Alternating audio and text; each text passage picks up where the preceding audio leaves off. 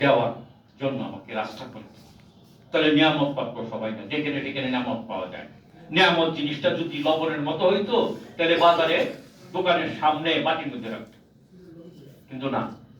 হ্যাঁ, কথার বেদা। যাই হোক, আমরা আজকে যার উপলক্ষে আমরা এখানে হাজির হয়েছি, খাজায়ে কুল্লে খাজাগা, গরিব নওয়াজ, সুলতানুল হিন্দ হযরত খাজা মঈনুদ্দিন হাসান চিশতি সঞ্জরি আজমির রহমাতুল্লাহ আলাইহির স্মরণ, যিনি 500 ইতিহাসের পাতায় যেটা লেখা আছে 536 হিজরিতে আমাদের এই কুৎসিত জগতে আগমন করে জগৎটাকে আলোকিত করেছে। আলোকিত ছিল এক সময়, ক্রমান্বয়ে দিন যতই যাইতেছে আলো আস্তে আস্তে কমতেছে। ঠিক এখনকার দিনে অবস্থা এমন হয়েছে যে অলিগণের কেরামত নিয়ে, কারামত সমূহ নিয়ে কটাক্ষ করা হয়। একটা কথা আমাদের দরবারে আলোচিত হয় অনেক সময়, দেখেন আমাদের দেশে কি মুসলমান আছে? মুসলমান মধ্যে কেউ আছে কি? সন্দেহ আছে। কারণ হলো আমাদের দেশে অনেক ফেরকার মুসলমান দল আছে, মুসলিম দল বলে, ইসলামী দল বলে। এক দল আরেক দলের কাফের কইতেছে। সবাই আমরা মুখে কবর কইতেছি, মুখে আপনারা কাফের কইতেছে, এইভাবে চলতেছে। তাহলে মুসলমান কি? মুসলমান খোঁজা এদেশে কঠিন। কিন্তু আমি আবুলুলের দরবারে একজন ক্ষুদ্র নগণ্য অশিক্ষিত মূর্খ হয়েও আমি আশা করি যে আমি মুসলমান। কারণ আমি বলতে পারি, আমরা বলতে পারি যারা উপস্থিত রয়েছি, যে এই বর্তমান অবস্থার মধ্যে আমরা এখনো নিজেদেরকে মুসলমান দাবি করতে পারি, কারণ আমরা বেঈমান নই। কেমনে বেঈমান নই? আজকে যারা ওলিদের বিরুদ্ধে কথা বলে, খাজা বাবার সামনে কথা বলা তো অনেক পরের ব্যাপার। আর বহু অলি বাংলাদেশে আসছেন, 360 জনের নাম প্রচারিত আছে, কিন্তু অলির সংখ্যা অনেক বেশি। আমরা অন্তত অলিগণকে স্বীকার করি, তাদের উপর ঈমান আনি। আর আজকে যাদের অবস্থানের কারণে, যাদের শুভ আগমনের কারণে, যাদের স্পর্শে এই অন্ধকার জগতের মানুষগুলো মুসলিম হওয়ার সুযোগ পেয়েছে, আমরা মুসলিম হয়েছি, আমাদের পূর্বপুরুষ মুসলিম হতে পেরেছে, সেই শুকরিয়াটুকু আজকে জানানোর মতো মানুষ নাই। আমরা তো জানাতে পারি, তাই এই জন্যই আমরা নিজেদেরকে মুসলমান দাবি করতে পারি। আসলে কি আছে? এখন দেখেন অলিদের বিরুদ্ধে কথা বলতেছে, যারা অলিদের বিরুদ্ধে কথা বলে, তার দাদা পরদাদার কথার নাম শুনলে রামচরণ ঘোষ নাম হবে তার, না হলে রাধাচরণ বাবু নাম হবে তার। আমারই পূর্বপুরুষ যদি আজকে হিসাব করি, ওই রাধাচরণ রামচরণ ঘোষ আজকে মোহাম্মদ রফিকুল ইসলাম হইয়া এইখানে দাঁড়িয়ে কথা বলার সুযোগ পাইছি। কাদের কারণে, কাদের উসিলায়, কাদের অবদান? সেটা হলো অলিয়া উলিয়াদের অবদান। সেই অলিয়া উলিয়াদেরকে আমরা আজকে কটাক্ষ করি। যারা আজকে অলিয়া উলিয়াদের বিরুদ্ধে কটাক্ষ করে, আমি অনেক উচ্চ কণ্ঠে বলতে পারি যে তারাই হলো আসল বেঈমান, এবং বেঈমান কখনো ঈমান ছাড়া কখনো মুসলমান হইতে পারে না। যত দলের হোক, যত বড় জুব্বা লাগান, যত বড় তুমি মাথায় দাও, তার গোষ্ঠী দেখো আগে কত পিড়ি পর্যন্ত সে মুসলমান আছে নাই। আজকে সেই অলিদের বিরুদ্ধে কথা বলতে তাদের লজ্জা লাগে না, মুখে একটু আসে না। আরে উমুকের স্মরণ সভা করো, উমুকের স্মরণ সভা করো। আমি যে মুসলমান, আমার ইমানের যে দায়িত্ব যাদের কাছে আছে, যে ওলিয়া উলিয়ারা যারা এই জগতে আইসা আমাদেরকে আল্লাহ আল্লাহর রাসূলের পথ চিনিয়ে দিচ্ছেন, তাদের জন্য কয়টা স্মরণ সভা করা হয়? তাদের জন্য কয়টা মিটিং করা হয়? কারামত আমি আজ থেকে প্রায় 7-8 বছর 10 বছর আগে বলতাম যে অলিদের কেরামত তো এগুলো বলবে যে এগুলো নাথিং কথা, এগুলো আসলে গপ্প মারতেছে। আমি বলতাম তখন যে এমন একটা দিন আসবে নবীদের যেই মুজিজাগুলি কোরআনে লেখা আছে সেগুলি অস্বীকার করা হবে, এবং তাই করা হচ্ছে এখন। খাজা বাবার আগেও তো আসছিলেন এই পাক ভারতে অনেক মুসলিম শাসকরা, মুসলিম সেনারা আসছেন, কিন্তু খাজা বাবা একজনের হুকুমে আসছেন। ওনাদের ব্যাপারে হুকুম আমরা জানি না আজ ছিল কিনা, হয়তো ওনাদের বাদশাহ পাঠাইছেন, সম্রাটরা পাঠাইছেন, কিন্তু খাজা বাবা হুকুম নিয়ে আসছেন। আর খাজা বাবা হুকুম নিয়ে আসার কারণেই আজকে এই উপমহাদেশে লক্ষ লক্ষ মুসলমান, উনি প্রায় কোটির কাছে উনি নিজেই করে গেছেন। কি দিয়ে করছেন? আজকে আমরা কথায় কথায় কোরআনের আয়াত বলে বলি এটা উমুক সূরার উমুক নম্বর আয়াত, বাহাদুরি করি। আরে খাজা বাবা যখন এই উপমহাদেশে দিল্লিতে বসে, আজমিরে বসে যখন উনি ইসলাম প্রচার করেন, ইসলামের কথাগুলি বলেন, ইসলামের কথা মুসলমান এটা বলেন না, উনি ইসলামের পতাকা উড়ান নাই, চাঁদতারা পতাকা উড়ান নাই।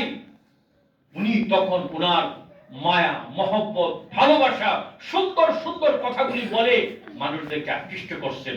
আর আকৃষ্ট করছেন কি দিয়ে? সেটা হলো রুহানি শক্তি। সেই রুহানি শক্তির খবর যারা এই রুহের জগতে আসে নাই, এটা কিন্তু আরেকটা রুহের জগৎ, মানুষের রু আছে অনেক, কিন্তু ওলিয়া আউলিয়াদের রুহানির স্পর্শ যারা কোনোদিন পায় নাই, তারা এই খবর রাখবে কিভাবে, বুঝবে কিভাবে? মিষ্টির দোকানে না গেলে কি মিষ্টির মজা বুঝবে?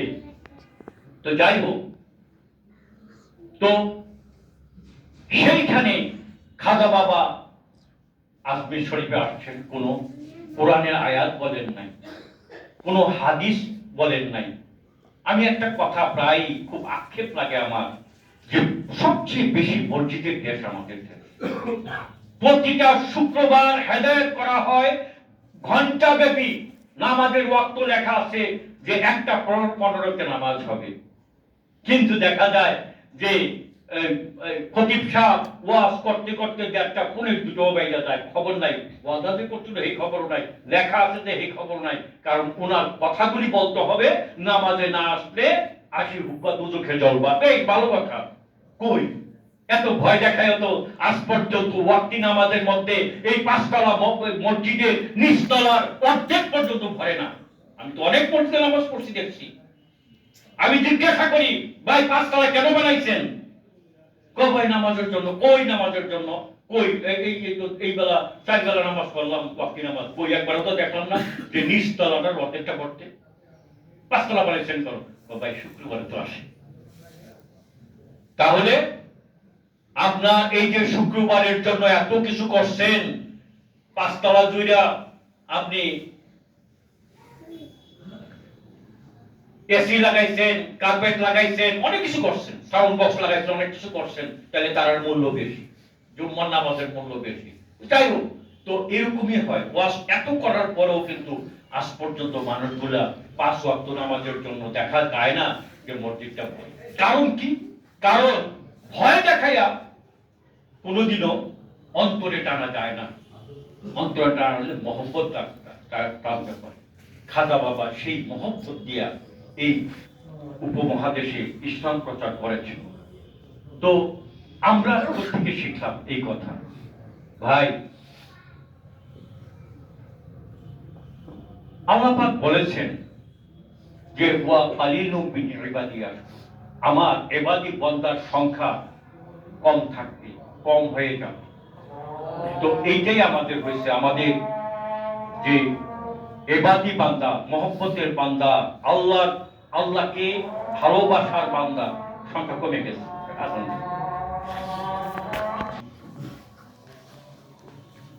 এটা বলছিলাম যে অল্প সময়ের মধ্যেই আমরা আমাদের কথা শেষ করব, নামাজে যাব।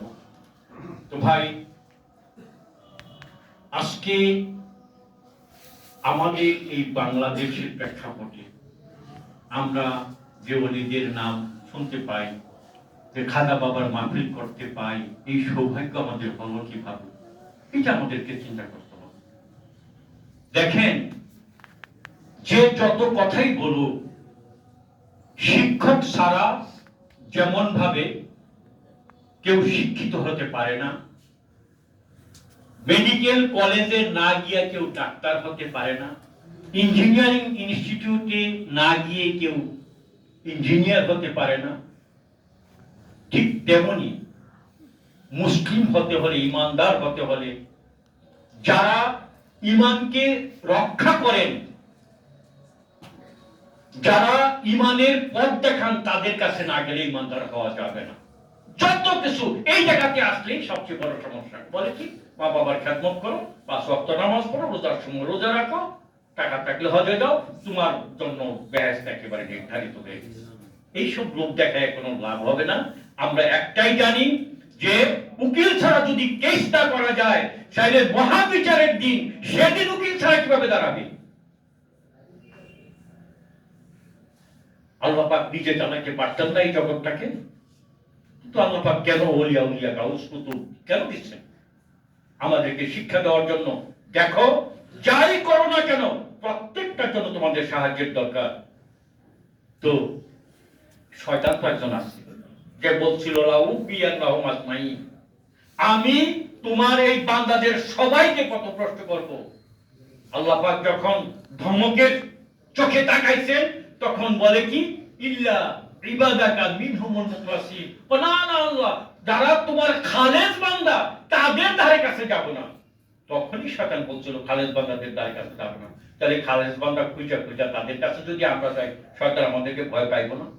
বলবে না যে উনি এমপি সাহেবের সেলা, এমপি সাহেবের বাড়ির দারোয়ান, তারে কিছু খোঁজ না, তোর চাকরি থাকতো না, কইব না?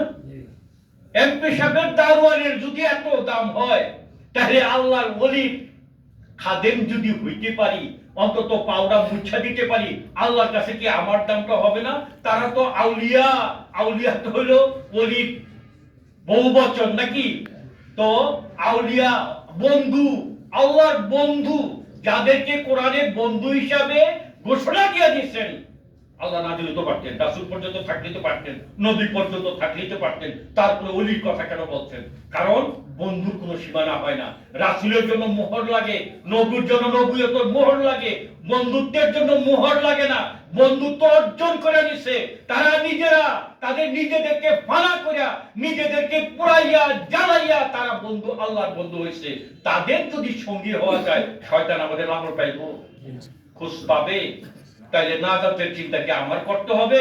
না যার বন্ধু, যে বন্ধুর খেদমত করি, উনি না আমার চিন্তা করবে, আমি কেন আমার চিন্তা করব? আল্লাহর ওলিরা তাই বলে, এবারে চিন্তা করিস না, আমাকে বলছেন আমার বন্ধু পাই। আমি নিজে প্রমাণ পাইয়াই দরবারে কদমে ধরে রাখতে চাই, দরবারের ধুলিকোনাকে মাথায় মারতে চাই। কারণ আবুলের সিলসিলা যদিও লোক সংখ্যা কম, যদিও প্রচার প্রসার কম, যদিও এটার জন্য রাস্তায় দাঁড়াইয়া ব্যানার লাগাই না, কিন্তু এটার মূল্য অনেক উপরে। এখানে যে যা চাইছে সে তাই পাইছে। আরে বললাম না যে আল্লাহর ওলিদের কাছে না গেলে ওলি চিনা যায় না। যেমন মানুষ দেখেন এই হাজার হাজার টাকা খরচ করে কক্সবাজার যায়, সেন্ট মার্টিন যায়, কি দেখার জন্য? সাগর দেখার জন্য।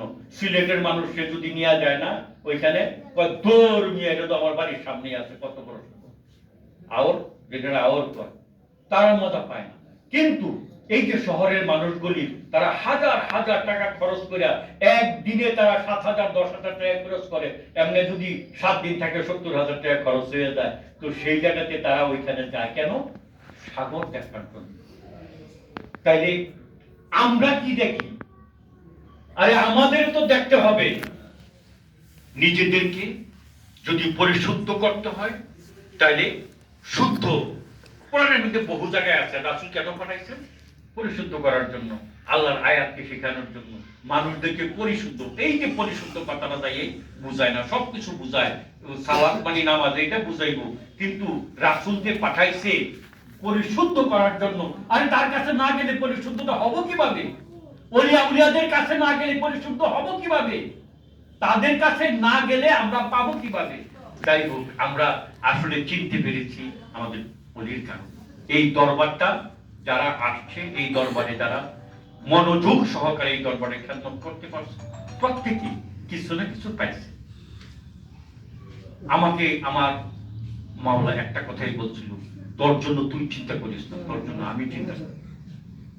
আমি আমার জীবনের প্রতিটা পদে পদে, প্রতিটা প্রহরে প্রহরে আমি দেখেছি যে ঠিকই মালিক যা বলেছিল সেইভাবেই চলতেছে। এবং আমি প্রার্থনা এবং আমি সবসময় আবেদন রাখি এটা আমার মৃত্যু পর্যন্ত যেন মালিকের এই কথাটা যেন আমার মধ্যে জারি থাকে।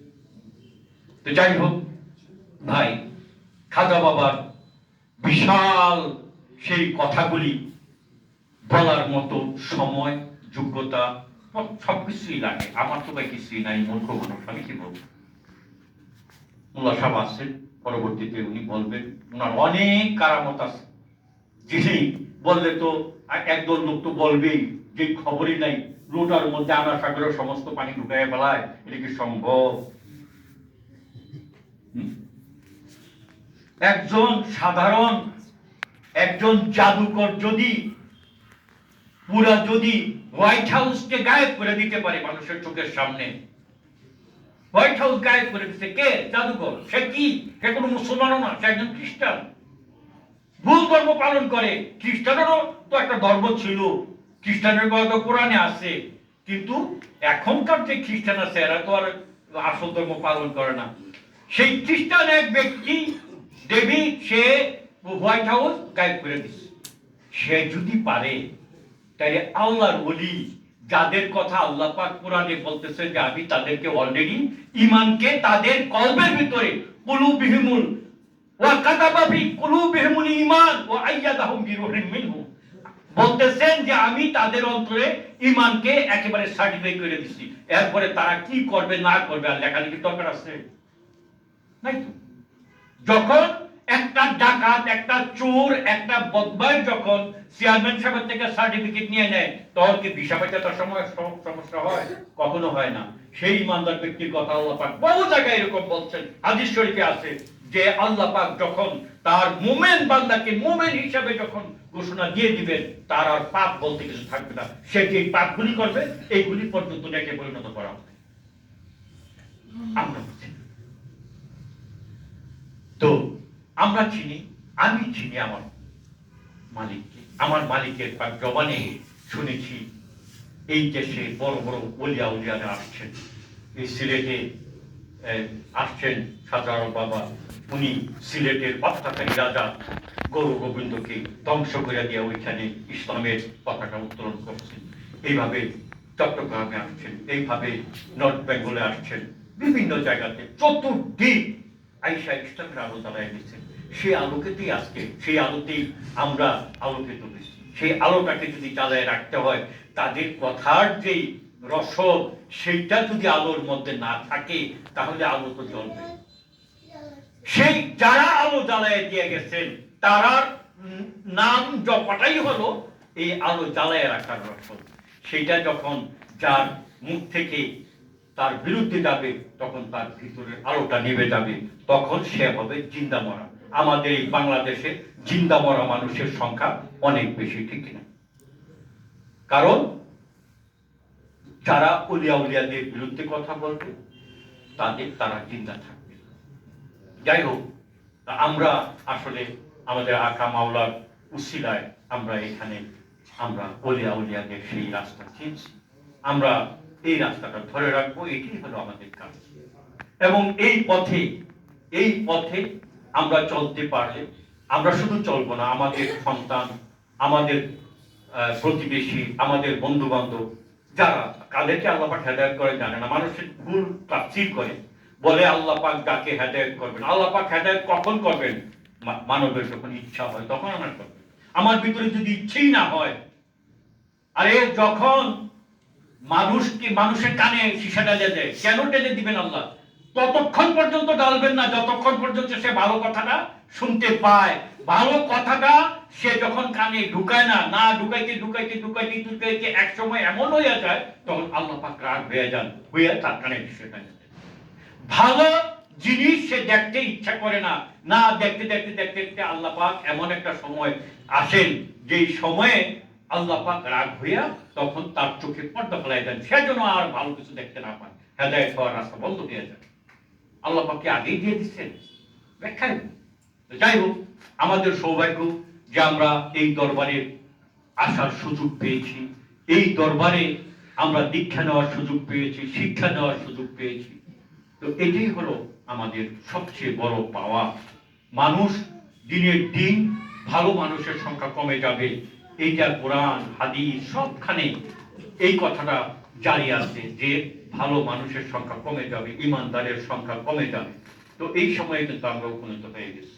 সারাটা বিশ্ব এখন আগুনে লড়তেছে, যুদ্ধ যুদ্ধ খেলা হচ্ছে, কোন সময় কি হয় বলা যায় না। যাই হোক, এই মাসটা রজব মাস, এই মাসে আরেকটা কিন্তু সবচেয়ে বড় আরেকটা ঘটনা আছে, সেটা হলো রজবের 27 তারিখ আসতেছে সামনে।